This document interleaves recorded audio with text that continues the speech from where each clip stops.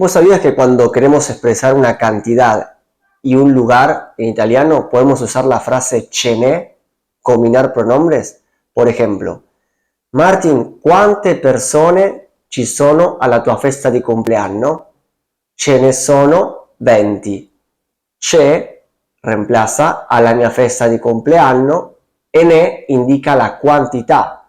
In questo caso sostituisce di persone. Ora vediamone un altro. Quante bottiglie di Coca-Cola ci sono dentro il frigo? Frigo, locativo, bottiglie di Coca per esprimere una quantità.